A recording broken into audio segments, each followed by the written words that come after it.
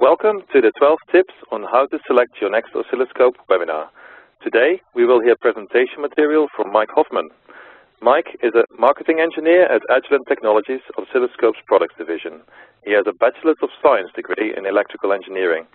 His passions include golf, biking, traveling and walking on new projects around the house. For everyone's comfort, this is a lecture-style meeting. However, you can send questions in writing at any time during the session through the Q&A functionality of the WebEx meeting. We'll do our best to answer your questions during the session, but may come back later if we run out of time. While the answer to your question may be published for others to see, we'll keep your identity private. Please note that this webcast will be recorded, so you can review and share with your colleagues at any time. And with that, I'll hand over to Mike. Thank you, Eric.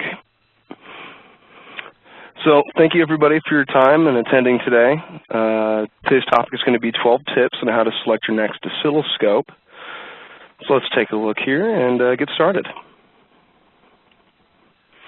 So if you're in the market today to purchase a new oscilloscope, there are several tips that Agilent would like to share with you before you make your final decision. This is our top 12 list of factors to consider, and it has been divided into two groups.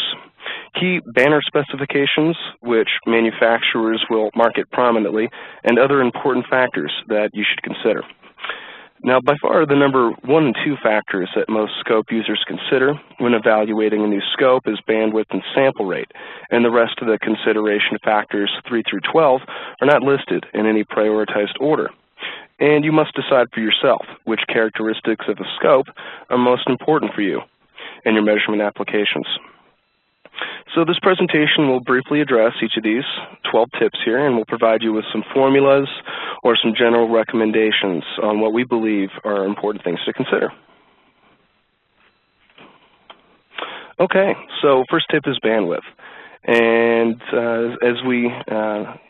most of us know, a scope's bandwidth is defined as the highest frequency it can capture and display with less than a 30% error. This is often called the 3 dB point. Now, due to this, you should never use a scope of a specific bandwidth to test signals at the same frequency. For example, a 1 gigahertz oscilloscope would not be ideal for signals that contain 1 gigahertz frequencies, since they'd be attenuated by 3 dB, or 30%, distorting your signal. For pure analog measurement applications, such as sine waves, it's recommended the scope's bandwidth be at least 3 times higher than the highest input sine wave frequency that you may want to measure. At 1/3 of the scope's bandwidth, signals are minimally attenuated. Now, for digital applications, which are actually much more common today, your scope's bandwidth should be about at least 5 times higher than the highest clock rate in your system. This way, you can capture up to the 5th harmonic with minimal attenuation. Now, this animation on the right shows a square wave being assembled 1 harmonic at a time. It starts as a 100 megahertz sine wave, for example, and its harmonics of 300 megahertz, 500 megahertz, 700 megahertz, etc. are added to the original fundamental, a square wave begins to form. Now note how the edge speed of the square wave gets faster as we add higher harmonics. What we see here on the left is a 100 megahertz digital clock, but captured by a 100 megahertz oscilloscope. All the higher harmonics of the signal have been attenuated out by the bandwidth of the scope, and all that virtually remains is the fundamental frequency of the clock, a 100 megahertz sine wave. What we see here on the right is the same signal captured by a 500 megahertz bandwidth oscilloscope. The 500 megahertz bandwidth scope is not only able to capture the 100 megahertz fundamental, but also the 3rd and 5th harmonics with reasonable accuracy. Now note that this 5x factor for digital is actually just a real rough rule of thumb, and there's actually a more accurate method to determine appropriate bandwidth. So we'll take a look at that in a few minutes. So oscilloscopes have a variety of frequency responses, but the most typical responses are Gaussian-type responses, or a single pole roll-off, which we see in red, and a maximally-flat response, sometimes called a brick wall response, represented by the green trace. Scopes with bandwidths of about 1 gigahertz and lower typically exhibit a Gaussian-type response, and higher bandwidth scopes, maybe 2 gigahertz and above, normally exhibit maximally flat responses, as this type of response is a little more expensive to create. Also shown in the slide is an actual swept frequency response measurement of a 1 gigahertz bandwidth scope, which has an approximate Gaussian response. So this is a frequency sweep. It starts at a lower frequency over here and ends up moving to a higher frequency. And we can kind of see that as the frequency increases, the amplitude is decreasing or being attenuated. And if we had to guesstimate, our 3 dB point would probably be around right here, about a 30% attenuation. Okay? So many times engineers need to make parametric measurements on a signal to determine its quality. And that's really why bandwidth becomes important. So for example, signals must have certain rise times or fall times to pass certain thresholds or compliances. And if a scope doesn't have the appropriate bandwidth, these measurements will not be reflected accurately on the scope's display. So what we're going to do here is help you calculate the appropriate bandwidth to capture a fast rising edge for accurate measurements. The first step is to determine the fastest rise time that you need to measure. We can then determine the maximum practical frequency component within the signal under test. We refer to this frequency component as F-knee. Dr. Howard W. Johnson has written a whole book on this topic titled High-Speed Digital Design, a Handbook of Black Magic. But we're going to kind of take some spark notes from it. Now, all fast rising edges have an infinite spectrum of frequency components. However, there is a certain point where frequency components higher than F-knee are insignificant in determining the shape of the signal. So for high-speed signals with rise time characteristics based on 10% to 90%, F-knee is equal to 0.5 divided by the fastest rise time that you need to measure. Next, you need to ask yourself what degree of error you can live with on your measurements. And the final step is to determine the required bandwidth of the scope to measure it. And the table that you see here shows some multiplying factors for various degrees of accuracy for scopes with a Gaussian or maximally-flat response. This might not sink in at first glance, so let's go through an example. And there's our book. Okay. So here's an example signal. In this screenshot, we have an oscilloscope capturing a 1 megahertz clock. We measure the parametric rise time as 18 nanoseconds based on 10 and 90%. So the F-knee calculation is 1/2 divided by the rise time, or 27 megahertz. This means though it's a 1 megahertz clock, the signal contains at least 27 megahertz of important bandwidth. And as you can imagine, frequency can be thought of how fast a signal changes, and since the fastest change is on our rising edges, this is where the highest frequency components are. And recall that the rising edge becomes faster in a square wave as we add harmonics. So again, fastest speeds and frequency components always in the rising edges there. So if we want to have an accurate, say 3% measurement, we would use the multiplying factor of 1.9 from the previous slide and determine we need about 50 megahertz of bandwidth to make this measurement with 3% accuracy. Now, of course, any scope can provide about 50 megahertz of real-time bandwidth, but what if your edges are even faster? So if your fastest digital signals, say, have a rising edge or falling edge of 1 nanosecond, then the maximum practical frequency component, again, F-knee, in this signal will be about 500 megahertz. Again, 0.5 divided by our rise time. Again, this frequency has no relationship to clock rate. Again, we haven't even mentioned a clock, just the edge speed. Now, for a rise time accuracy, measurement accuracy of 3%, the minimum scope bandwidth we would need would be about a gigahertz. However, if you're able to tolerate, say, a 20% timing error, you could possibly use a 500 megahertz scope. For example, if you're measuring a signal here with the 1 nanosecond rise time, the 500 megahertz scope might show 1.2 nanoseconds or 0.8 nanoseconds of rise time. So if your budget is limited and you can tolerate that degree of error, then you might save some money choosing your 500 megahertz scope. But if you really need accurate measurements, we'd recommend that multiply by 2 factor there. So our recommendation, select a scope that has the sufficient bandwidth to capture the highest frequency content of your fastest rising edges. And just as a quick rule of thumb, if you want to kind of write this down, this is a good rule of thumb.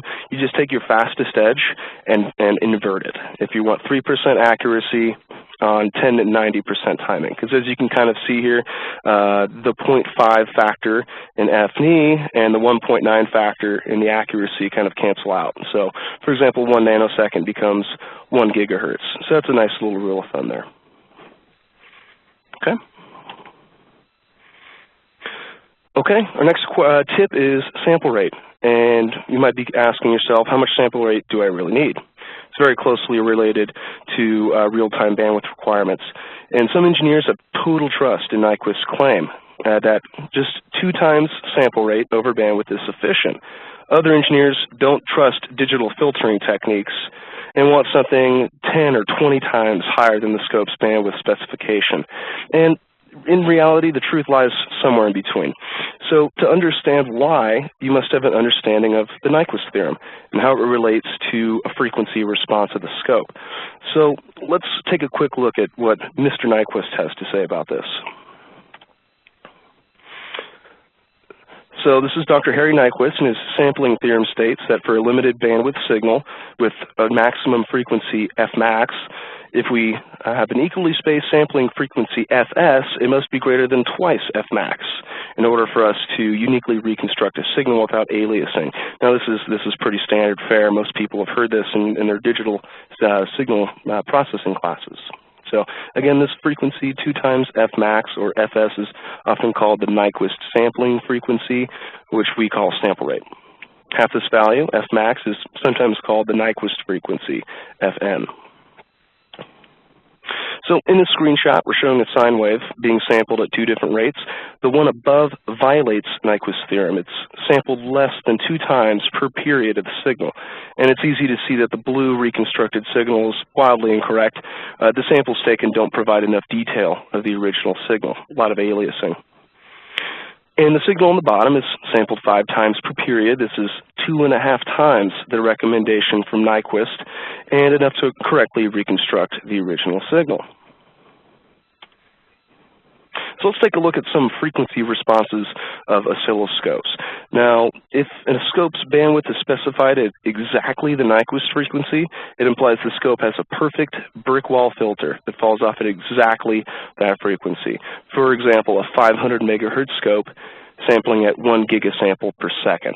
This is highly idealistic. It means the scope would not see any frequency components of the signal past its specified bandwidth, meaning no distortion of the signal for violating Nyquist's theorem. Unfortunately, this type of filter is literally impossible to implement in either hardware or software. So let's take a look at some more realistic filter responses.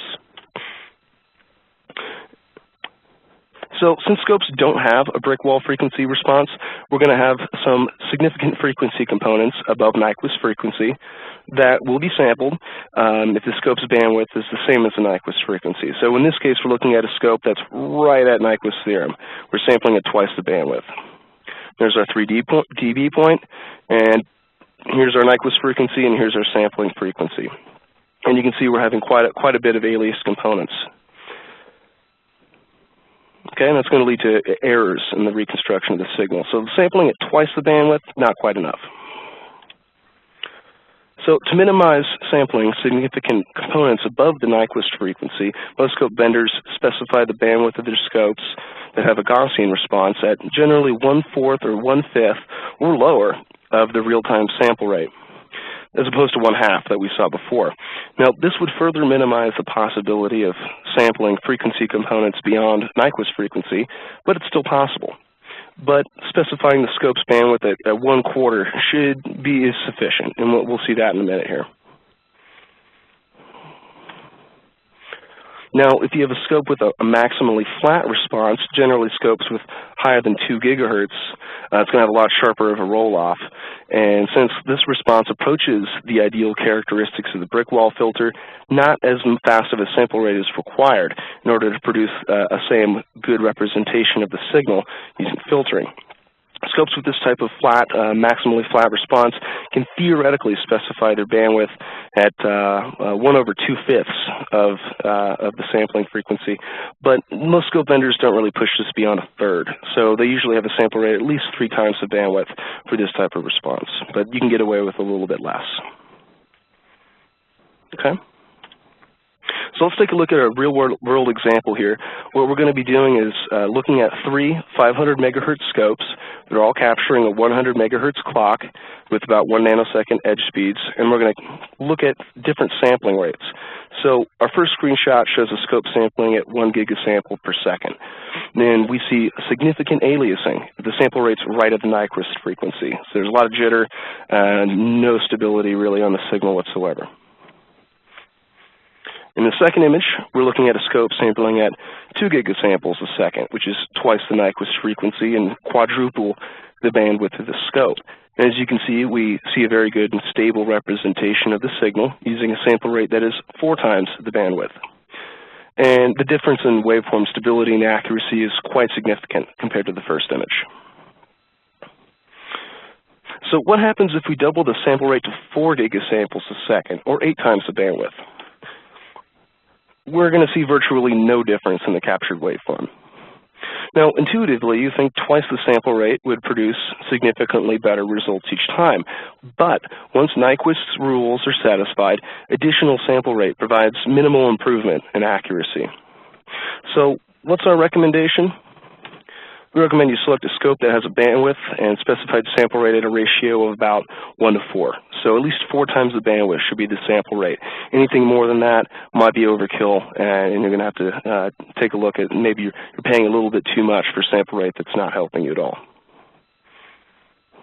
Okay. All right, so our next tip is memory depth.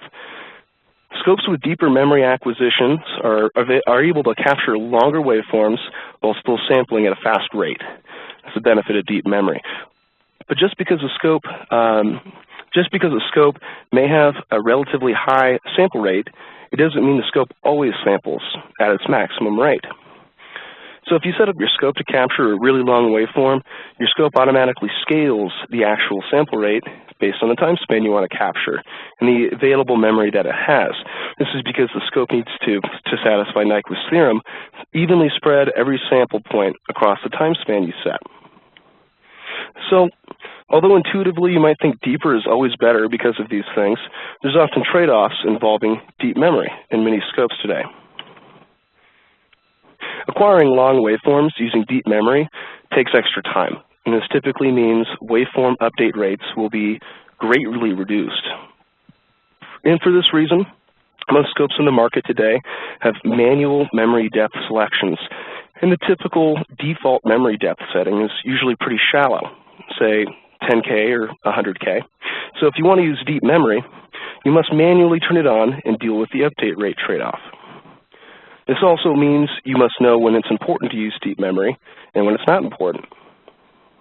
Now, it can also be prohibitively expensive, ranging from $200 for smaller upgrades for a megabyte, not too bad, but it can go all the way up to nearly $50,000 for a few gigabytes of memory. And this is because it's not quite as simple to implement as adding another stick of RAM to your computer is actually quite involved, and so it becomes quite expensive. Now, of course, with our MegaZoom technology, you don't have to be an expert.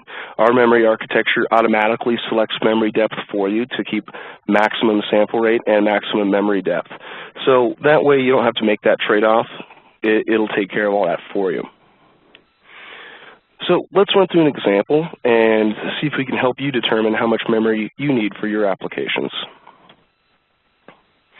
So to determine how much memory is required for your applications, the first step is to determine the sample rate you need.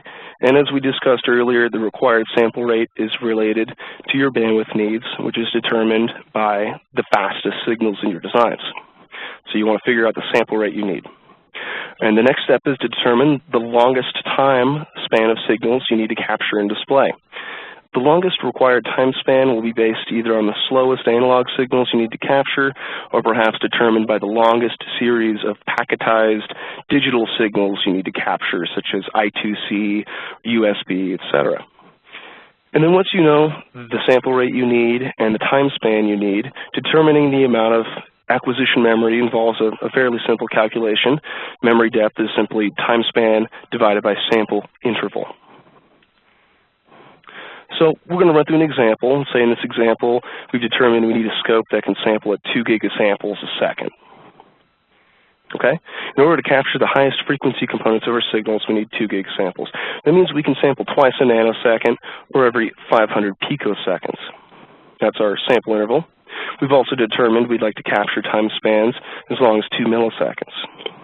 So do the math, and we'll need a scope with at least 4 million points of memory, or 4 megabytes, as a sample is typically 8 bits or 1 byte. So our recommendation is to use this simple calculation, determine how much memory you need, and make sure to select a scope that has sufficient memory to capture your signals with the sample rate that you require. Okay, as a quick aside here, there's many scopes in the market today that offer a feature called segmented memory. It's a special acquisition mode. It's available on some oscilloscopes across most vendors. And with this type of memory, the scope's available acquisition memory can be optimized by only capturing important parts of signals. So this mode of operation is especially useful when capturing bursty signals, such as pulsed radar, laser bursts, or maybe very infrequent packetized serial data, like you might see on automotive buses like Cantor Lynn, where there's a lot of dead time. Okay? If capturing idle time between these bursts is not important, segmented memory can be very useful to effectively extend the scope's memory to almost any feasible length to capture very long time spans of important signals. So we have a quick example here. We're showing 1,000 consecutive flex-ray serial bus frames that have been captured with a particular ID of 34. And of course, none of the signal in between each of these packets are captured, so you're not wasting memory capturing noise or idle time. And we can see here we can capture, in this example, we captured 1,000 segments that are all 3 milliseconds apart, so we captured nearly 3 seconds of data. And at the sample rate that we acquired at, it would take nearly 120 megabytes of memory, which, again, would be very expensive to do without this type of mode of operation. Not to mention, it would take you a long time to search through that long of a record to find these pieces of information that you need. So while in a single shot you take 120 megabytes, we did this with 4 megabytes. Okay?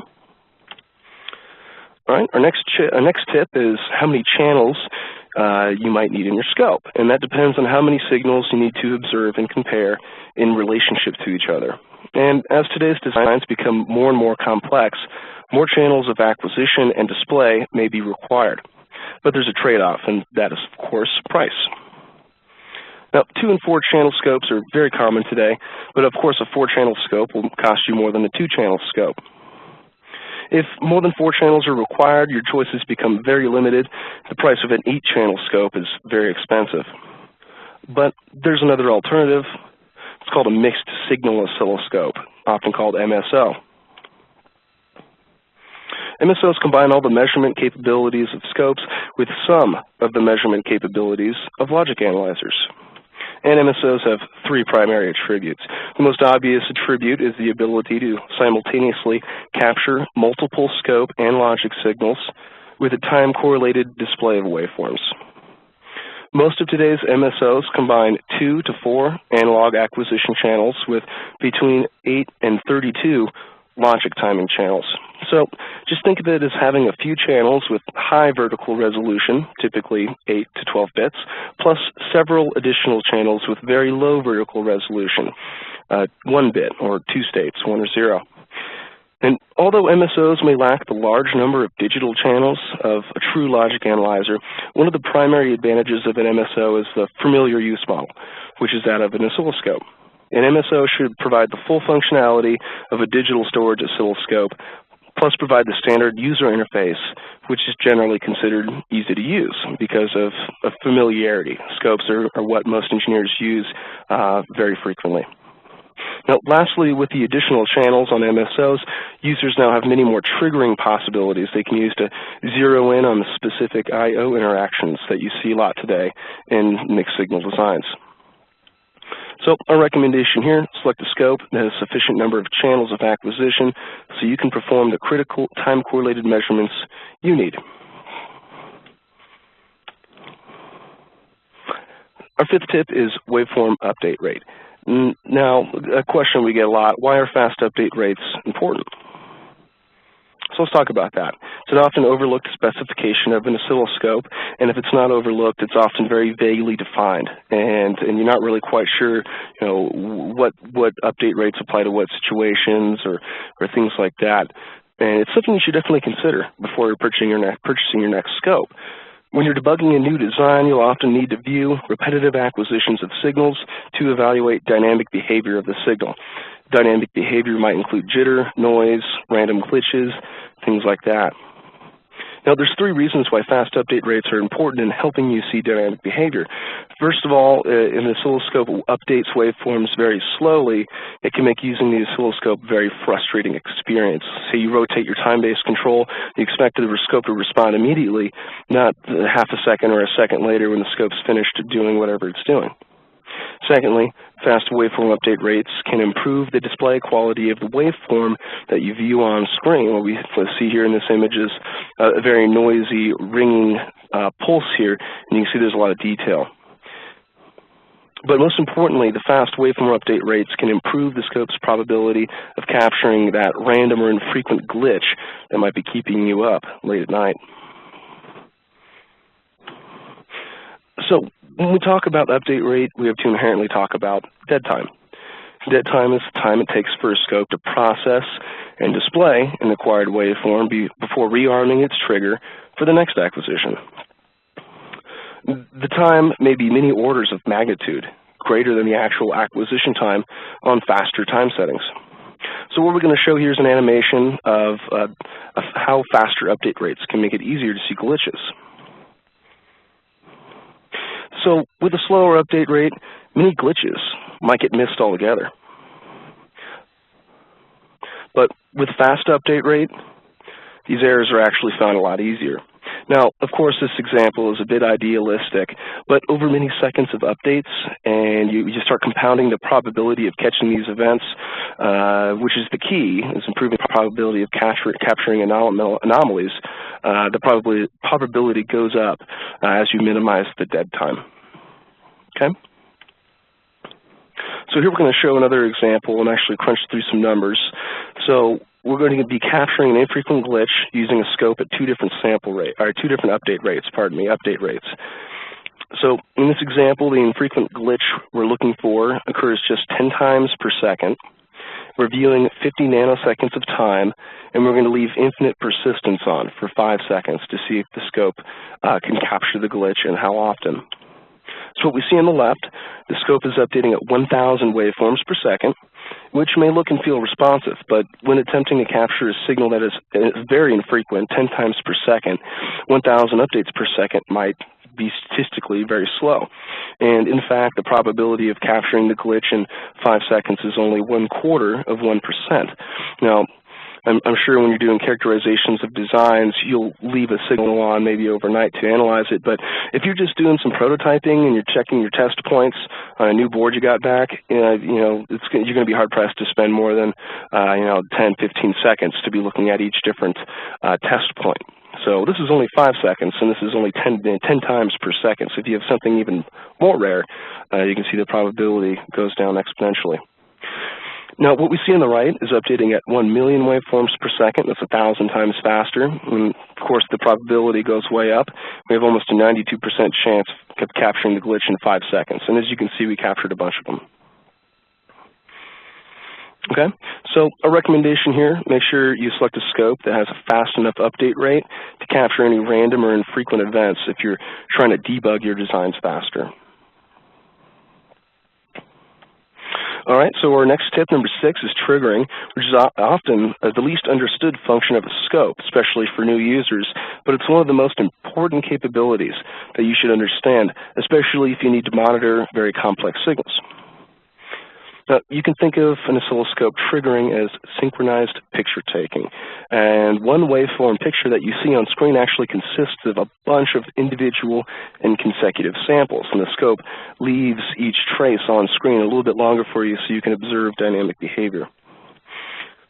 Now, although some scopes have various advanced triggering modes to choose from, the most common type of triggering is to trigger the scope on when the input signal crosses a particular threshold, either positive or negative, and this is often called edge triggering. Okay, so in other words, the scope triggers or takes a picture whenever the signal changes from a low state to a high state, which should be rising edge, or when it goes from a high state to a low state, or falling edge. And a good analogy is the photo finish of a horse race. So to actually accurately record the finish of the race, the camera shutter has to go off right when the lead horse's nose crosses the finish line in the forward direction. And it does this for each consecutive horse and puts them all on top of each other. Okay? So in this slide, we're going to show a couple examples of edge triggering. In this screenshot, the scope on the left here, the scope's trigger level is set above the waveform. So in this case, the input signal is never crossing the trigger threshold. And the scope kind of puts its hands in the air and says, well, I'm not triggering on anything. And this scope is particularly in automatic mode, so it starts auto-triggering for you. If the scope isn't seeing any trigger events, it just starts triggering asynchronously. It creates its own trigger interval, and what we see on the screen is basically legible. It looks like the scope isn't triggering at all, which it's not. It's triggering for you, but it in no way, shape, or form makes sense for this signal. On the right, the scope's trigger level is set right where the signal crosses it. In this case, we see a rising edge of the input signal, and it crosses the threshold right here, and the trigger's put right in the middle of the screen. Now, this is the default trigger position. Is when the voltage threshold is hit, it puts that right in the middle of the screen, and then draws out any negative time or positive time that might happen to have been recorded. Puts it on the screen for you. And of course, you can reposition this trigger, so anybody who used old analog scopes, this whole idea of negative time is probably new to you.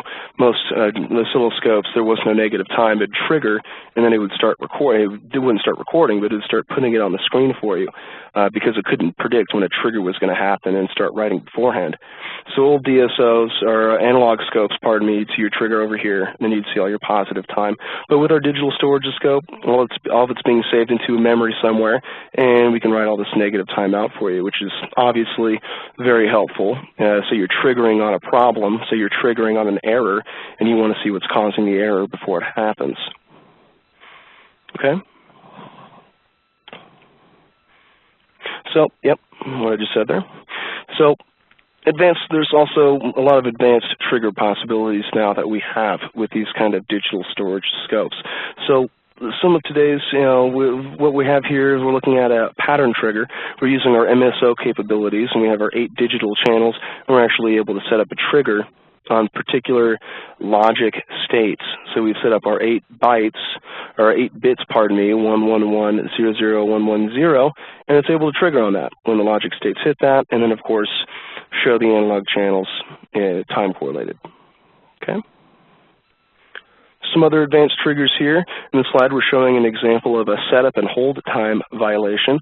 Now, this is a common parameter in digital storage systems where data transfer, seen here in green, is synchronized with the clock that we see here in yellow.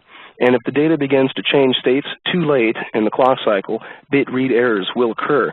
And as we can see in the signal, it's an infrequent timing shift, and we have it annotated over here. And you can see it's a little bit lighter, so it's pretty infrequent. And then over here on the right, we've isolated that with some setup and hold parameters. So we can isolate that problem, and then maybe look back in time and see what's causing it. This advanced trigger is common on pretty much every scope today, but it might come as an option in some platforms, and it bundled with other advanced triggers. So basically, yeah, and then we have a third, and this is actually becoming more common here, another advanced trigger that I'd like to point out to you. This is visual triggering. So this is a feature generally found on Windows-based scopes, and visual triggering allows the user to create a 2-stage trigger. So first, the scope will trigger on a user-defined trigger condition, such as edge triggering or rise time triggering, as we're doing here. We've got an edge trigger set up. And then qualifies the trigger by checking if it enters a user-defined zone. This can sometimes be very helpful in isolating glitches or triggering on signals that would, without this feature, be very difficult or even impossible to trigger on. Now, be aware that speed is generally impacted when using this feature on most scopes, as the zone qualification is done in the software. Update rates can drop to the range of under 100 updates per second, which kind of defeats the purpose. If you're trying to isolate a glitch and you draw a zone on it, and then your probability of finding the glitch plummets because the scope slows down. Now, of course, the one exception to this rule would be our 4000X series, which you're seeing here, and this zone qualification is actually done in hardware, so it is much faster, over 200,000 updates per second, and the implementation is very similar. But due to this being a hardware implementation, we made a trade-off. To obtain this kind of speed and ease of use, we've lost the ability to create highly complex zone setups. So what you'll see in the software setups on PC boxes, you could set up like 8 zones across 4 different channels, and we don't have quite that ability of complexity. So it's kind of a trade-off. Do you need to set up some very, very complex trigger conditions, or do you just want a fast, quick, easy way to trigger on signals? And what I recommend is to contact your local test and measurement distributor. Get your hands on a loaner unit and see if this feature would be useful for you in your implementation. Okay? And our recommendation here, select a scope that has the type of advanced triggerings that you may need to help isolate your waveform acquisitions on your most complex of signals. All right, tip number 7 would be display quality. When you're looking for and finding subtle details of signals that might be buried with more complex signals, it requires a scope with multiple levels of intensity gradation. It effectively adds a third dimension to displayed waveforms, which gives scopes a more analog look. So in this slide, we'll look at a complex modulated signal, just an analog video signal, using 3 different scopes. The first scope we see here on the left shows a traditional analog scope and how it displays this modulated signal. You can see there's levels of gradation, kind of like a topography map almost, and the brighter the signal is, the more often the signal spends time there. And that's kind of a cue to the user. What we see here in the middle is taken from a digital storage oscilloscope that is only capable of showing 2 levels of gradation, on or off. Now, this is a representative of a first-generation DSO, as well as many of today's entry-level or lower-priced DSOs. And what we see here on the right is taken from an Agilent InfiniVision X series. It has 64 levels of intensity gradation, and as you can see, the scope has a much clearer picture of the dynamic nature of the signal. Again, kind of a third dimension to the image for the user. Another thing to consider with display quality is touch-based interfaces. Many scopes today come with a touch interface, and some scope users have been classically turned off by this ability, as most touch scopes are Windows-based and feature very small, hard-to-touch menus and targets, and sometimes it's just better to use a stylus or a USB mouse, and then you get kind of annoyed when you go to touch the screen to show something to a colleague and the screen starts doing things like that. So that's something to consider, the usability of the touch interface. Now, some interfaces will feature larger, easy-to-press keys, as you can see here. And some will, again, Windows-based, very small. So some scopes actually come with a stylus built in, kind of a hint, use a stylus. And these are actually to-scale images. So these screens are actually to scale with the hands as well, and you can note the difference in size for the different menus. So keep this in mind if you're looking for a touch-based scope for usability. Keep this in mind when you're evaluating scopes. So in addition to evaluating the number of levels of intensity gradation and touch, other features to consider are the size of the display, the resolution, and whether it's color or not. And our recommendation is to select a scope with multiple levels of intensity and a good user interface to really see those subtle waveform details and signal anomalies and make the scope a lot easier to use.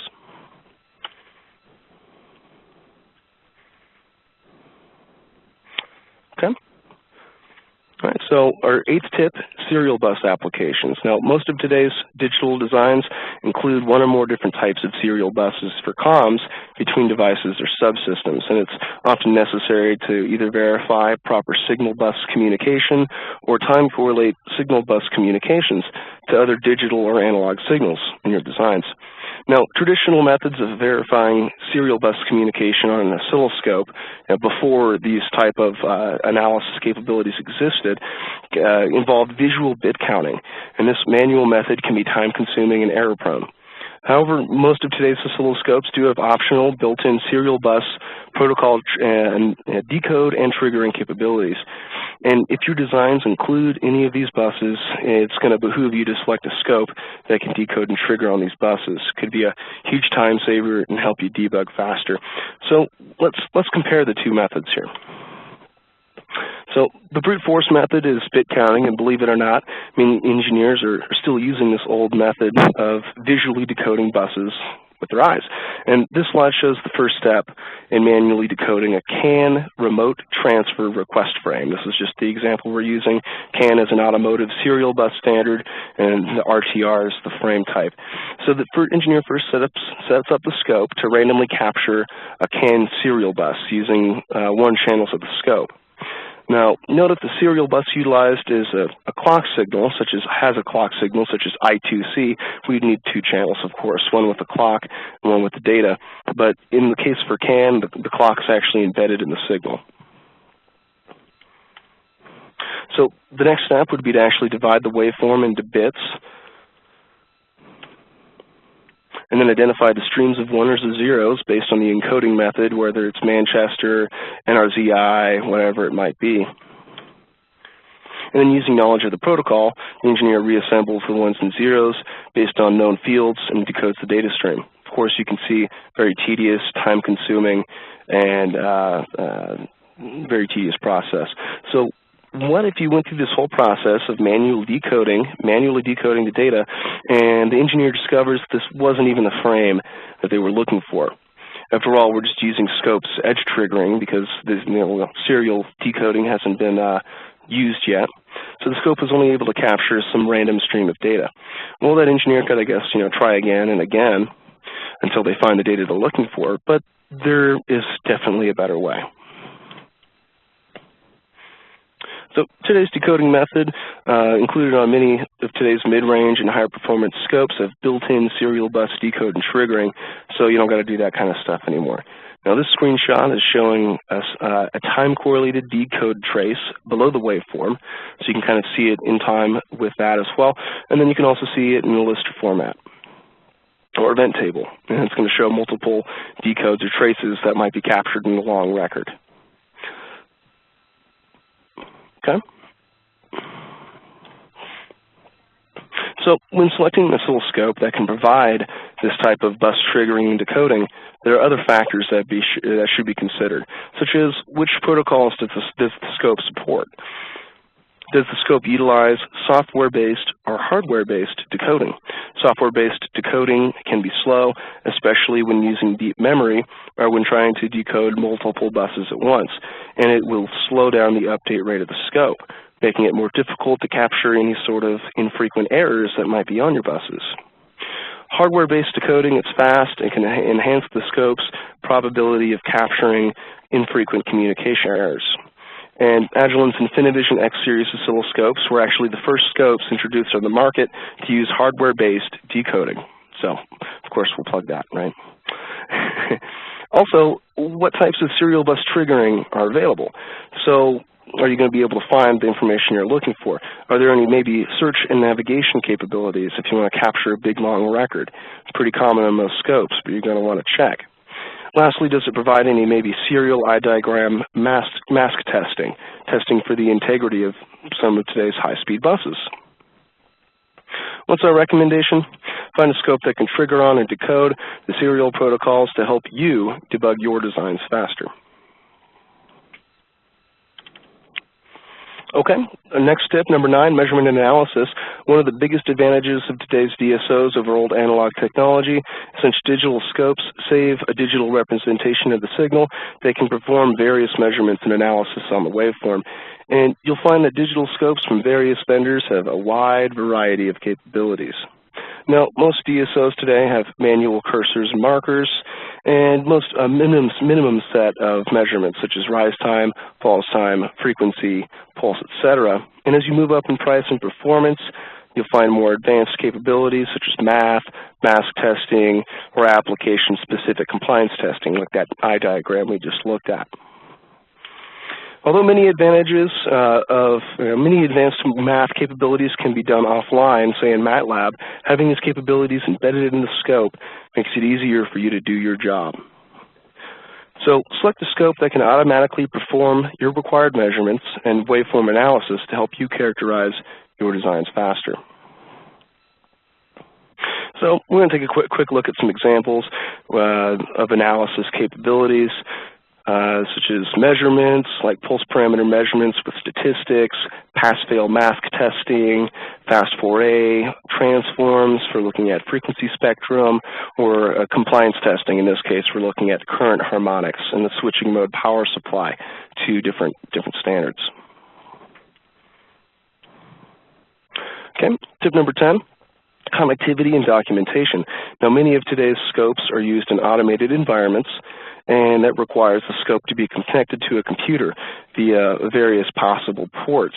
Now, most older scopes were limited to the archaic GPIB or RS-232 connectivity, which are kind of slow but reliable.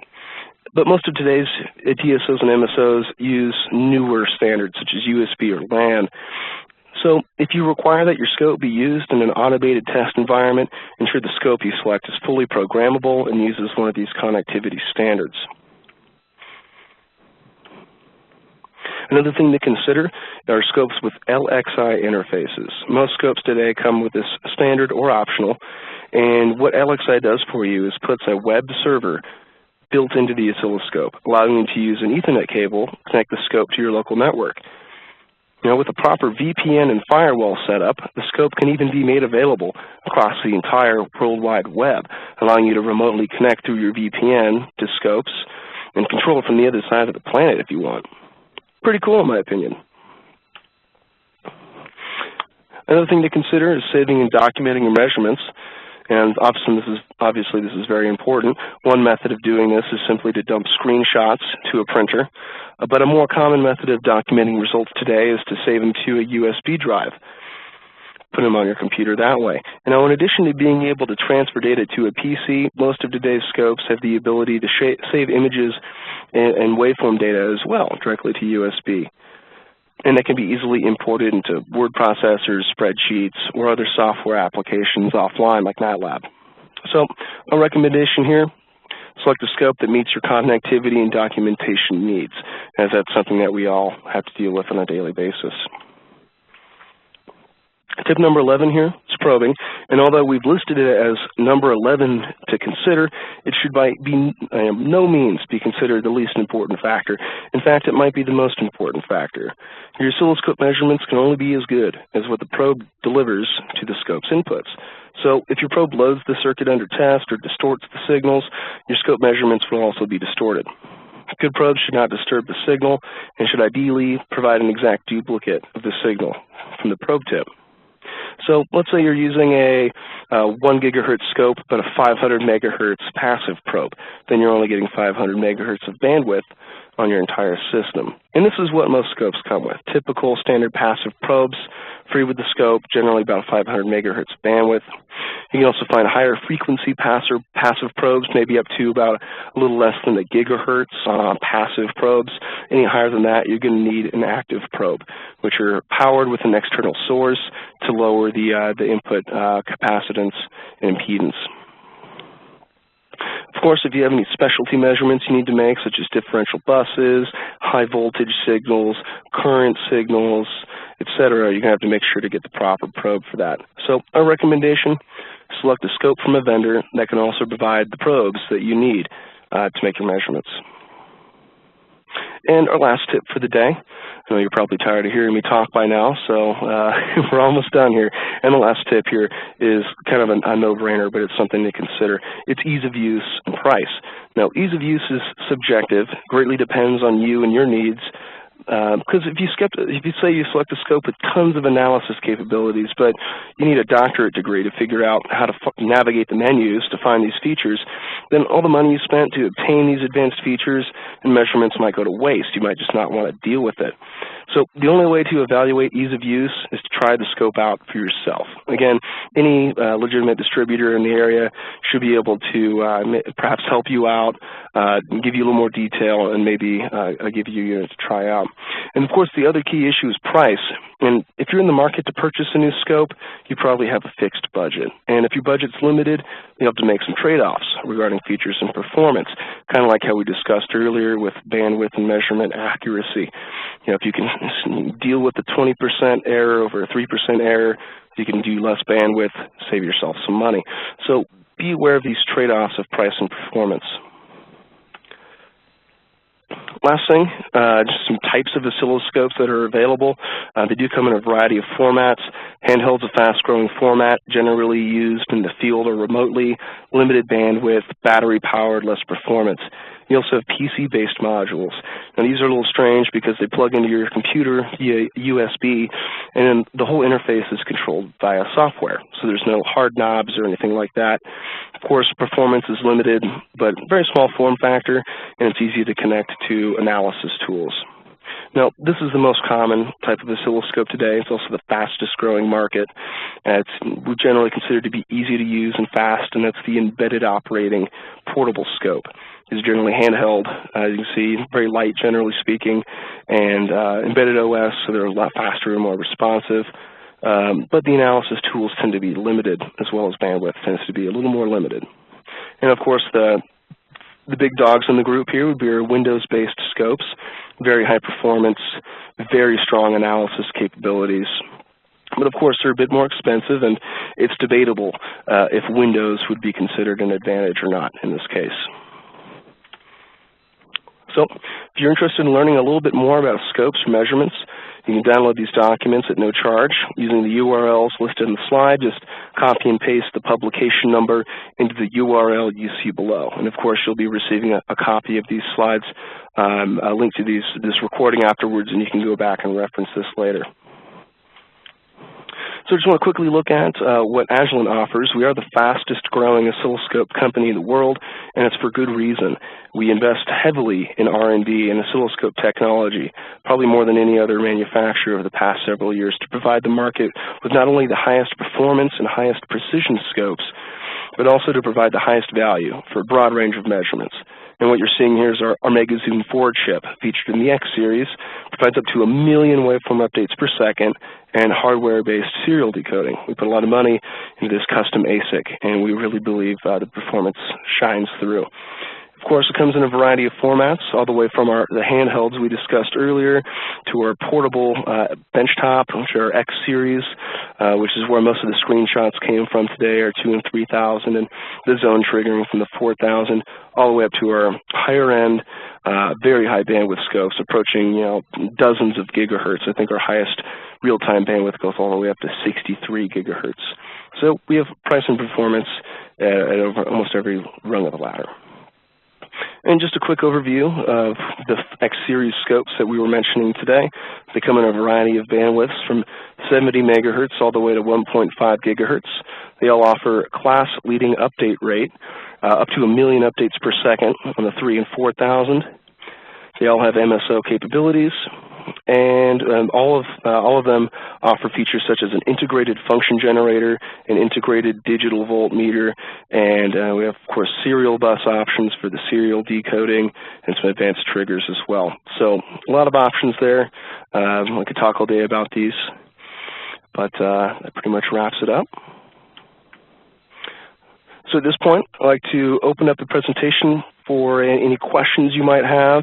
We'll be using the chat window. I'd like to thank you again for attending, and at this point, I'll pass it back to our host. Thanks again. Thank you, Mike. that was great. Thank you for the presentation. So as you mentioned, it's now time for the Q&A, for the questions. So I see there's already quite a few questions posted in the Q&A. So if you have any other questions, please post them now, and we can hopefully still address them during the call. Mike, the first question that we got, and most of them actually were already answered in the Q&A session, but the first question was, I hear that bandwidth can even be upgradable now. How does that work? Yeah, absolutely. So in our most of our scopes, specifically the X series, we try to make everything upgradable. So you can upgrade memory, you can upgrade serial communications, protocol decoding. You can actually upgrade bandwidth as well. It's actually the only scope where you can upgrade the bandwidth. And for simply basically the difference of price you would have paid up front, you would pay to upgrade your bandwidth, say from 100 megahertz to 200 megahertz. Most of them are actually just software licenses, so the front-end capabilities are there, and you simply unlock them with a USB drive. But a lot of them as well, you actually ship them into us. We handle all the shipping for you. We replace the guts inside the scope and ship it back to you. So you don't have to buy a whole new scope. You just basically pay the difference between the bandwidth steps. Thank you, Mike. The next one is, why do you need 1 million waveforms per second? My eye can only see up to 25, and also the display may only do 50 or 60 hertz refresh, right? Hey, touche. You're very right there. We're not updating the screen 1 million times a second, but we are taking acquisitions 1 million times a second. And what the screen has is basically our hardware has a slight persistence built into it.